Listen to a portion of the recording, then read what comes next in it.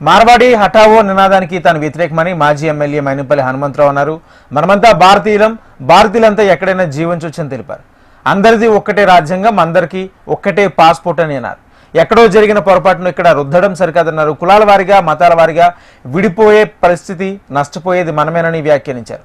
విదేశాల్లో భారతీయులు ఎన్నో ఉన్నత పదవులు నిర్వహించారని ప్రస్తావించారు. అందరూ సమైక్యంగా కలిసి ఉందామని మైనంపల్లి పిలుపునిచ్చారు. నేనేమనుకున్నానంటే ఐఎమ్ సిటిజన్ ఆఫ్ ఇండియా.